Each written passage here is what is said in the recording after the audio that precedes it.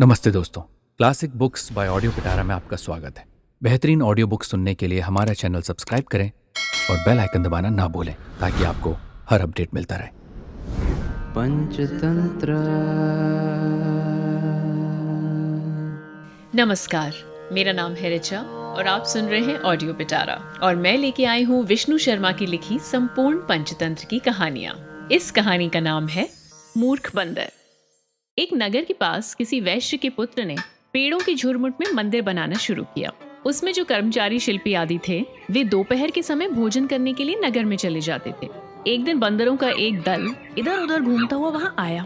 वहां किसी कारीगर का आधा चीरा हुआ किसी पेड़ की लकड़ी का स्तंभ बीच में खैर की खूंटी ठोक कर खड़ा किया हुआ था। इसी समय वे बंदर पेड़ों के ऊपर तथा लकड़ी के चारों ओर खेलने लगे। उनमें से एक बंदर चंचलता के कारण उस आधे चीरे हुए स्तंभ पर बैठ गया और हाथ से उस खूंटी को पकड़कर उखाड़ने लगा। कील उखड़ते ही उस स्तंभ के छेद में लटके हुए उसके अंडकोश दब गए, जिससे वो मर गया। इसीलिए मैं कहता हूँ कि बिना काम का काम नहीं करना चाहिए। हम दोनों के खाने से बचा हुआ भोजन रखा ही है, फिर इस बेकार के व्यापार से क्या काम। दमनक ने कहा, तो क्या आप केवल भोजन की ही इच्छा रखते हैं? ये ठीक नहीं है। कहा भी है कि मित्रों का उपकार और शत्रुओं का अपकार करने के लिए ही बुद्धिमान लोग राजा का आश्रय लेते हैं। वैसे अपना पेट कौन नहीं पाल लेता, क्योंकि जिसके जीवित रहने से बहुत सारे मनुष्य जीवित रहें, वही जीवित रहता है। वैसे क्या पक्षी चोंच से अपना पेट नहीं भर लेते? तथा मनुष्यों में क्षण भर भी प्रतिष्ठित बनकर विज्ञान, वीरता तथा ऐश्वर्य के गुणों सहित जीवन को ही जीवन का रहस्य जानने वाले लोग जीवन कहते हैं।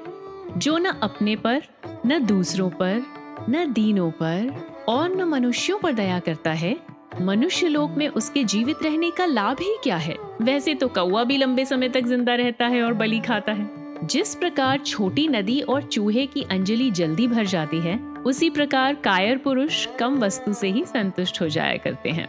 और फिर माता का यौवन हरने वाले उस पुरुष के जन्म से क्या लाभ जो अपने वंश में ध्वजा झंडे के अग्रभाग की तरह नहीं फहराता। परिवर्तनशील संसार में कौन नहीं मरता और कौन पैदा नहीं होता। वास्तव में वही जन्म लेने वाला गिना जाता है जो अधिक से अधिक धन से चमकता दमकता हुआ हो। नदी के किनारे उत्पन्न उस घास के तिनके का जन्म भी सफल है जो जल में डूबते समय घबराए हुए मनुष्य का सहारा बनता है। और फिर ऊंचे नीचे घूमने वाले तथा लोगों के कष्ट दूर करने वाले बादल की तरह उपकारी सज्जन तो बहुत कम ही होते हैं। विद्वान लोग ऐसी माता को विशेष महत्व देते हैं जो अपने गर्भ में बड़ों के भी गुरु स्वरूप पुरुष को धारण करती है। अपनी शक्ति न प्रकट करने वाला समर्थ पुरुष भी तिरस्कृत हो जाता है। लकड़ी के अंदर रहने वाली आग का हर कोई उल्लंघन करता है, परंतु जलती हुई आग का उल्लंघन कोई नहीं करता। करकट बोला, हम तो यहाँ अप्रधान हैं, तब हमें इस बात से क्या मतलब? कहा भी है, बिना पूछे जो अप्रधान तथा कुबुद्धि प्राणी राजा के सामने बोलता है, वो केवल अपमान को ही प्राप्त नहीं होता बल्कि उसका तिरस्कार भी होता है। कोई बात वही कहनी चाहिए जहाँ कहने से कुछ लाभ हो, जैसे कि सफेद कपड़े पर रंग बहुत स्थायी होता है। दमनक बोला, नहीं ऐसा मत कहो। यदि राजा की सेवा करता है तो अप्रधान सेवक भी प्रधान हो जाता है। सेवा से विपरीत प्रधान सेवक भी अप्रधान हो जाता है, क्योंकि कहा भी है, राजा अपने पास रहने वाले मनुष्य को ही मानता है, फिर चाहे वो विद्याहीन, अकुलीन या संस्कारहीन ही क्यों न हो। प्रायः राजा स्त्री और लताएं जो पास में होता है उसी से लिपटती हैं। और भी जो सेवक स्वामी के क्रोध और प्रसन्नता के उपाय खोजते रहते हैं, वे धीरे धीरे विरक्त राजा को भी अपना बना लेते हैं। महत्वाकांक्षी विद्वान, कारीगर, वीर और सेवा के तत्व को जानने वाले लोगों को राजा के अलावा अन्य आश्रय नहीं रहता। जो अपनी जाति आदि के अभिमानवश राजा के पास नहीं जाते, उनके लिए मरने के बाद भीख मांगना ही प्रायश्चित कहा गया है। जो दुरात्मा कहते हैं कि राजा दुराध्य यानी कि पूजा के योग्य नहीं होते हैं, वे अपना प्रमाद यानी कि नशा, आलस और जड़ता ही प्रकट करते हैं। जब सांप, ब्याज, हाथी और सिंहों को भी उपाय से वशीभूत होते देखा जाता है, तो अप्रसादी और बुद्धिमान मनुष्यों के लिए राजा को वश में करना कौन सी बड़ी बात है। राजा के ही आश्रय से विद्वान उन्नति करता है, क्योंकि मलयाचल के अलावा दूसरी किसी जगह चंदन के पेड़ नहीं उगते। सफेद छत्र, मनोहर घोड़े और मस्त हाथी, ये सब वस्तुएं हमेशा राजा की प्रसन्नता से ही प्राप्त होती हैं। कर्टक बोला, तो आप क्या करना चाहते हैं? वो बोला, आज हमारा स्वामी पिंगलक और उसका परिवार डरा हुआ है, इसलिए उसके पास जाकर डर का कारण जानकर, संधि का अर्थ है मेल, विग्रह यानी कि युद्ध, यान मतलब शत्रु पर चढ़ाई, आसन समय का देखना, संश्रय बलवान से सामना होने के कारण सबल का आश्रय, इन नीतियों में से किसी एक का आश्रय यानी कि सहारा लूंगा। कर्टक बोला, आपको कैसे पता कि स्वामी डरा हुआ है? वो बोला, इसे जानने में क्या है, कहा भी है, कही हुई बात का अर्थ तो पशु भी समझ लेते हैं और हाथी घोड़े प्रेरणा पाकर भार वहन करते हैं, क्योंकि बुद्धि दूसरे की कोशिश का ज्ञान रूपी फल देती है। भगवान मनु ने भी कहा है, विषाद या प्रसन्नता को प्राप्त आकार, संकेत, गमन, क्रिया, भाषण, आंखें और मुंह के विकार से मन की बात जान ली जाती है। इसीलिए मैं डर से व्याकुल स्वामी के पास जाऊंगा और अपनी बुद्धि से उनका डर दूर करके उनको अपने वश में कर लूंगा और मंत्री बनूंगा। कर्टक बोला, आप सेवा धर्म नहीं जानते हैं, फिर किस प्रकार उसे अपने वश में करेंगे? वो बोला, मैं सेवा धर्म कैसे नहीं जानता? पिता की गोद में खेलते समय सामने आए हुए साधुओं के मुंह से मैंने जो नीति शास्त्र सुना है, वो सेवा धर्म का सार दिल में रख लिया है, उसे सुनो।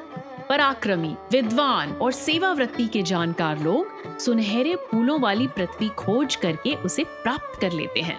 वही सेवा है जो प्रभु का हित करे, वो प्रभु की बातों से पकड़ी जाती है।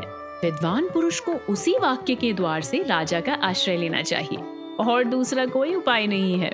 जो जिसके गुण नहीं जानता हो, उस विद्वान को उस स्वामी की सेवा नहीं करनी चाहिए, क्योंकि उससे कुछ फल नहीं मिलता। जैसे बंजर जमीन को जोतने से कोई लाभ नहीं होता, धन और प्रकृति से हीन पुरुष भी यदि सेवा के गुणों से युक्त हो तो उसकी सेवा करनी चाहिए, क्योंकि उससे इसी जीवन या कालांतर मतलब बाद में फल की प्राप्ति हो सकती है।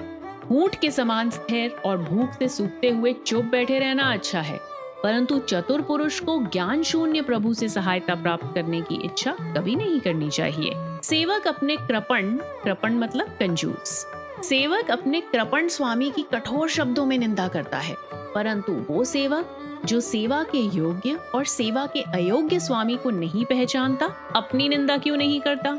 जिसकी सेवा करके भूख से व्याकुल सेवक को आराम प्राप्त नहीं होता, वो राजा हमेशा फल फूल से मदार के पेड़ के समान त्यागने योग्य है। सेवक को राजमाता, पटरानी, राजकुमार, मुख्यमंत्री, पुरोहित और द्वारपाल से राजा के समान ही व्यवहार करना चाहिए। करने वाले या नहीं करने वाले काम को जानने वाला जो सेवक पुकारने पर जी ऐसे कहता है और बिना सोचे आज्ञा का पालन करता है, वही राजा का प्रिय होता है। जो प्रभु की प्रसन्नता से प्राप्त वस्तुओं से संतोष प्रकट करता है और उनके वस्त्र आदि अपने अंग में धारण करता है, वही राजा का प्रिय होता है। जो सेवक अंतःपुर में रहने वालों यानी कि रानियां वगैरह उनके साथ सलाह नहीं करता और ना ही रानियों से बात करता है, वही राजा का प्रिय होता है। जो जुए को यमदूत के समान, शराब को जहर के समान और स्त्रियों को घिनौनी आकार वाली देखता है, वही राजा का प्रिय होता है। जो युद्ध के समय में आगे चले, नगर में पीछे पीछे चले और महल में द्वार पर खड़ा रहे, वही सेवक राजा का प्रिय होता है। मैं हमेशा प्रभु का प्रेम मात्र हूँ, ऐसा सोचकर जो कठिनाई में भी मर्यादा का उल्लंघन नहीं करता, वही राजा का प्रिय होता है। जो राजा के दुश्मनों का हमेशा अनिष्ट चाहता है और राजा के प्रियजनों से प्रेम करता है, वही राजा का प्रिय होता है। जो प्रभु के कहने पर उल्टा उत्तर नहीं देता और पास में बहुत जोर से नहीं हंसता, वही राजा का प्रिय होता है। जो बिना डरे युद्ध भूमि को घर समझता और परदेश को अपने नगर के समान मानता है, वही राजा का प्रिय होता है। जो रानियों की संगति नहीं करता तथा उनकी निंदा और उनके साथ विवाद नहीं करता, वही राजा का प्रिय होता है। कर्टक बोला, तो तुम वहाँ जाकर पहले क्या कहोगे, ये तो बताओ। वो बोला, बात करते समय वाक्य अपने आप एक के बाद एक आते जाते हैं, जैसे अच्छी बारिश के गुण से बीज उत्पन्न होता जाता है। गलती से प्राप्त होने वाली मुसीबत और उपाय करने से प्राप्त सफलता को बुद्धिमान मनुष्य नीति के गुण से काम मिलाकर प्रत्यक्ष देखते हुए के समान वर्णन करते हैं। कुछ लोगों की बातें तोते के समान मीठी होती हैं, किंतु उनके मन में कपट भरा रहता है। कुछ लोगों के हृदय मूकवत होते हैं, अर्थात उनकी बातें सुनने में कठोर होती हैं, किंतु हृदय में कपट नहीं होता है। दूसरे पुरुषों के हृदय और बातें दोनों ही सारता को प्रकट करते हैं। सारता मतलब तत्व। मैं असमय की बात नहीं बोलूंगा। पिता की गोद में खेलते समय ही मैंने सुना था, बृहस्पति भी यदि असमय में कोई बात कहे तो बहुत उपेक्षा और अपमान को प्राप्त हो सकते हैं। कर्कट बोला, जैसे कि पर्वत, सांप आदि हिंसक जीवों से युक्त और भयानक एवं नीचे ऊंचे रास्तों के कारण कठिन होते हैं, इसी प्रकार राजा जो दुष्ट से सेवा कराते हैं वे भी हमेशा अपूजनीय होते हैं।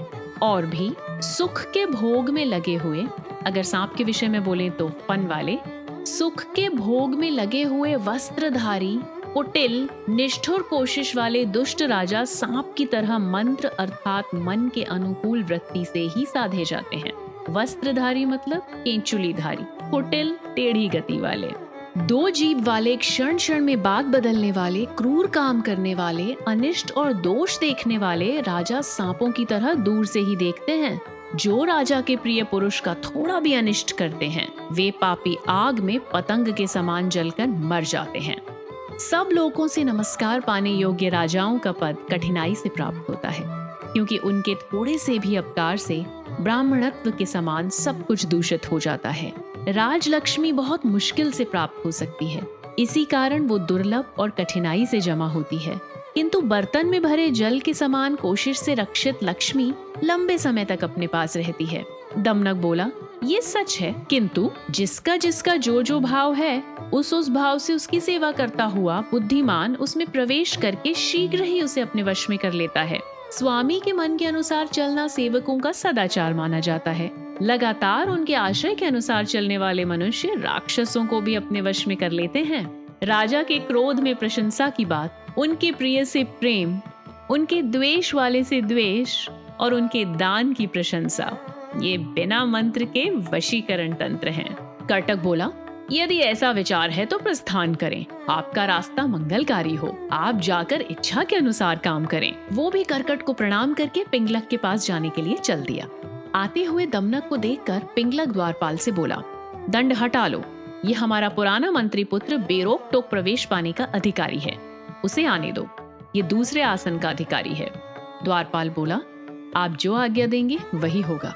तब दमनक पिंगलक को प्रणाम करके दिए हुए आसन पर बैठ गया। पिंगलक अपने दाहिने हाथ को उसके ऊपर रखकर सम्मान से बोला, आप अच्छे तो हैं, बहुत दिनों बाद दिखाई दिए हैं। दमनक बोला, श्रीमान के श्री चरणों को हालांकि हमसे कुछ मतलब नहीं है, परंतु समय पर आपसे कुछ कहना उचित ही है, क्योंकि राजाओं को उत्तम, मध्यम और अधम सभी से काम पड़ता है। कहा भी है, दांतों को कुरेदने या कानों को खुजलाने के लिए घास से भी राजाओं को काम पड़ता है। फिर विविध अंगों, आवाज और हाथ पैर वाले मनुष्य का काम पड़े तो क्या आश्चर्य है। इसीलिए हम आपके चरणों में कुलक्रम यानी पीढ़ियों से रहने वाले और मुसीबत में भी पीछे चलने वाले सेवक हैं। हालांकि आज हमें अपना अधिकार प्राप्त नहीं है, इसलिए श्रीमान के लिए ये उचित नहीं है। कहा भी है, सेवक और गहने उचित स्थान में ही नियुक्त होने चाहिए। मैं इनका प्रभु हूँ, ऐसा मानकर सिर के आभूषण को पाँव में कोई नहीं पहनता, क्योंकि जो गुणों से अनजान होता है सेवक उसका साथ नहीं देते, चाहे वो धनवान, कुलीन और क्रमागत राजा ही क्यों ना हो। क्रमागत मतलब खानदानी। कहा है कि जो सेवक असमान सेवकों के समान पद पर बैठाया जाए, उसे बराबरी के सेवकों से दूर रखा जाए तथा काम में नहीं लगाया जाए, इन 3 कारणों से सेवक राजा को त्याग देता है। और अगर राजा अज्ञानता से उत्तम पद के योग्य सेवकों को अधम स्थानों पर नियुक्त करता है तो वे वहां नहीं रहते। इसमें न राजा का दोष है और न ही उनका। कहा भी है, सोने के गहने में जड़ा जाने योग्य मणि यदि पीतल में जड़ दिया जाए तो वो मणि न रोता है न सुंदर दिखता है, किंतु जड़ने वाले की ही निंदा होती है। जो स्वामी ये कहते हैं कि बहुत समय बाद दिखे, वो भी सुने। जहाँ दाहिने बाएं हाथ में विशेषता नहीं देखी जाती, वहाँ कौन बुद्धिमान क्षण भर भी रह सकता है। जिनकी बुद्धि कांच में मणि और मणि में कांच की कल्पना करती है, उनके पास सेवक बिल्कुल भी नहीं टिकते। जिस देश में परीक्षा करने वाले नहीं हैं, वहाँ समुद्र से उत्पन्न रत्नों का कोई मूल्य नहीं होता। अभीर देश में चंद्रकांत मणि को वहां के ग्वाले 3 कौड़ी में खरीदते हैं। लाल और पद्मराग मणि का अंतर जानने वाला जहाँ कोई नहीं है, वहाँ रत्नों को कैसे बेचा जा सकता है? जब स्वामी सेवकों के साथ विशेषता रहित एक समान व्यवहार करता है, तो मेहनती सेवकों का उत्साह ही खत्म हो जाता है। न सेवकों के बिना राजा और न राजा के बिना सेवक ही रह सकते हैं। उनका यह व्यवहार एक दूसरे पर निर्भर होता है। सेवकों के बिना राजा वैसे ही शोभित नहीं होता, जैसे धरती पर कृपा करने वाले किरणों के बिना तेजस्वी सूर्य भी शोभा नहीं देता है। जैसे अरों में नाभि और नाभि में अरे स्थित है, ठीक इसी प्रकार स्वामी सेवक का आजीविका चक्र चलता है। हमेशा सिर पर धारण किए और स्नेह से पाले हुए बाल भी तेल के बिना रूखे हो जाते हैं, तो क्या सेवक रूखे नहीं होंगे? प्रसन्न होकर राजा सेवकों को केवल धन देता है, किंतु सेवक सम्मान भर से उसके लिए अपनी जान तक दे देते हैं। ये विचार करके राजाओं को ऐसे चतुर सेवक नियुक्त करने चाहिए जो कुलीन, वीर, समर्थ, भक्त और कुल परंपरा से नियुक्त रहते आए हों। जो सेवक राजा का कोई कठिन तथा हितकारी काम करके भी शर्म से कुछ नहीं कहते, ऐसे ही सेवकों से राजा को सहायता मिलती है। जिस सेवक पर मन में बिना डरे काम का बोझ डालकर राजा निश्चिंत होता है, वही सेवक सेवक है। अन्य सेवक पत्नी की तरह राजा के पास पलते हैं। जो बिना बुलाए पास आ जाए, हमेशा दरवाजे पर खड़ा रहे और पूछने पर सच बोले, वही राजा का सेवक होने योग्य होता है। जो राजा की आज्ञा के बिना भी राजा के लिए कोई हानिकारक काम होते देख उसके नाश की कोशिश करता है, वही राजा का सेवक होने योग्य होता है। जो राजा के द्वारा ताड़ित होकर और कठोर बात कहकर दंडित किए जाने पर भी राजा का अनिष्ट नहीं करता, यानी अशुभ नहीं करता, वही राजा का सेवक होने योग्य होता है। जो सेवक सम्मान में गर्व नहीं करता, अपमान में दुखी नहीं होता और मान अपमान के भाव को छिपाए रहता है, वही राजा का सेवक होने योग्य होता है। जो नींद, भूख और ठंड आदि से पीड़ित नहीं होता, वही राजा के सेवक योग्य होने होता है। जो भविष्य में होने वाली लड़ाई की बात को सुनकर प्रभु पर प्रसन्न होता है, वही राजा का सेवक होने योग्य होता है। जिस सेवक के नियुक्त होने पर शुक्ल पक्ष के चंद्रमा के समान राजा की सीमा बढ़ती रहती है, वही राजा का सेवक होने योग्य होता है। जिसकी उपस्थिति में आग में पड़े चमड़े की तरह राज्य सीमा संकुचित हो जाए, तो राज्य के इच्छुक राजा को उस सेवक को त्याग देना चाहिए। ये सियार है। ऐसा मानकर स्वामी यदि मेरा तिरस्कार, अनादर करें, तो ये भी अनुचित है। कहा भी है, रेशम कीड़ों से, सोना पत्थर से, कमल कीचड़ से, चंद्रमा समुद्र से, इंदिवर कमल गोबर से, आग लकड़ी से, मणि सांप के फन से उत्पन्न होता है। तात्पर्य ये है कि गुणी अपने गुणों के उत्कर्ष से प्रकाशित होते हैं, जन्म से नहीं। घर में उत्पन्न होकर भी अपकार करने वाली चूहिया मारने योग्य होती है और हितकारी बिल्ली को लोग भोजन देकर भी घर में लाने की इच्छा करते हैं। जिस प्रकार बहुत से एरंड, भिंड, मदार और नरकुल से लकड़ी का काम नहीं लिया जा सकता, इसी प्रकार मूर्ख सेवकों से राजा का कोई मतलब सिद्ध नहीं होता। असमर्थ भक्त और अपकारी किंतु सामर्थ्यवान पुरुष से क्या लाभ? हे राजन, मुक्त भक्त और समर्थ की आप उपेक्षा नहीं करें। पिंगलक बोला, अच्छा यही सही, तुम समर्थ हो या असमर्थ, परंतु हमारे पुराने मंत्री पुत्र हो, इसलिए जो कहने की इच्छा हो बिना डर के कह दो। दमनक बोला, देव कुछ कहना तो है। पिंगलक बोला, अपना इरादा तो बताओ। वो बोला, बृहस्पति ने कहा है, राजा का जो बहुत छोटा भी कार्य हो वो सभा में नहीं कहना चाहिए। 6 कानों में जाने से मंत्र में भी अंतर हो जाता है और 4 कानों की बात स्थिर रहती है। इस कारण बुद्धिमानों को सब तरह से 6 कानों को बंद कर देना चाहिए, अर्थात मंत्रणा को 6 कानों में नहीं जाने देना चाहिए। पिंगलक का अभिप्राय जानने वाले बाघ, गैंडे, वृक आदि सब जीव उसकी बात सुनकर सभा से उसी समय चले गए। दमनक बोला, पानी पीने के लिए गए हुए स्वामी लौटकर यहाँ क्यों बैठ गए? पिंगलक ने शर्मिंदा होकर कुछ हंसी के साथ कहा, कुछ नहीं। उसने कहा, यदि कहने के लायक ना हो तो जाने दीजिए। कहा भी है, कुछ बातें स्त्रियों से, कुछ स्वजनों से, कुछ बंधुओं से और कुछ पुत्रों से गुप्त रखनी चाहिए, परंतु उचित अनुचित का विचार करके किसी महान काम के लिए गुप्त बात भी कह देनी चाहिए। ये सुनकर पिंगलक सोचने लगा, ये योग्य व्यक्ति है, इसीलिए इससे अपनी बात कह दूं, क्योंकि दिल मिले हुए मित्र से गुणवान सेवक से, अनुगामिनी स्त्री से और सद्भाव वाले स्वामी से अपना दुख बता देने से मनुष्य सुखी होता है। अनुगामिनी का अर्थ है पीछे चलने वाली स्त्री। दमनक, क्या तुम दूर से आने वाला ये महान शब्द, ये आवाज सुन रहे हो? वो बोला, स्वामी सुन रहा हूँ, परंतु उससे क्या? पिंगलक बोला, भद्र, मेरी इस जंगल से चले जाने की इच्छा हो रही है। दमनक बोला, क्यों? पिंगलक बोला, इस जंगल में कोई अपूर्व जीव आ गया है जिसकी ये महान आवाज सुनाई दे रही है। आवाज के अनुरूप ही वो वीर भी होगा। दमनक बोला, यदि स्वामी को आवाज भर से डर हो गया है तो ये भी ठीक नहीं है। कहा है, जैसे जल के वेग से पुल टूट जाता है, इसी प्रकार अरक्षित मंत्र में भी भेद हो जाता है। चुगली से स्नेह और रूखी बात से दुखी प्राणी में भेद हो जाता है। इसीलिए स्वामी को ये पीढ़ियों से चले आ रहे जंगल को नहीं त्यागना चाहिए, क्योंकि भेरी, वेणु, वीणा, मृदंग, ताल, पटह, काहल आदि के भेद से आवाज अनेक प्रकार की होती है। इसीलिए केवल आवाज से ही डरना नहीं चाहिए। कहा भी है, बहुत भयानक शत्रु के मिलने पर भी जिस राजा का धैर्य नष्ट नहीं होता, उसकी कभी हार नहीं होती। विधाता के डर दिलाने से भी धैर्यवान पुरुषों का धैर्य खत्म नहीं होता, क्योंकि गर्मी में तालाब सूख जाते, परंतु समुद्र तब भी बढ़ता ही है। और देखो, जिसको मुसीबत में विषाद मतलब निराशा, संपत्ति में हर्ष मतलब खुशी और युद्ध में डर नहीं होता, उस त्रिभुवन के तिलक स्वरूप किसी विरले ही पुत्र को माता उत्पन्न करती है। और भी शक्ति की व्याकुलता से नम्र, निसार यानी कि सारहीन होने से बहुत छोटे और मानहीन प्राणी तथा घास की एक समान गति होती है। और भी दूसरे के प्रताप को पाकर भी जो दृढ़ता को न प्राप्त हो, तो लाख के आभूषण की तरह उसके रूप से क्या लाभ। ये जानकर स्वामी को धैर्य धारण करना चाहिए। आवाज भर से डरना उचित नहीं है।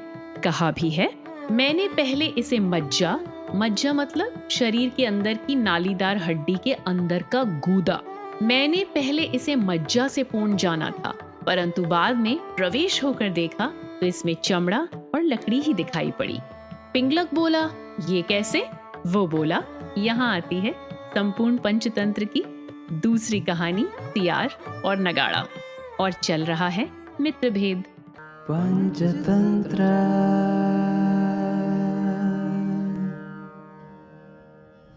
दोस्तों, आपको ये कहानी कैसी लगी हमें ज़रूर बताइएगा। लाइक और कमेंट कीजिए और अपने दोस्तों के साथ ये कहानी ज़रूर शेयर कीजिए। Thank you so much. Audio पिटारा सुनना जरूरी है।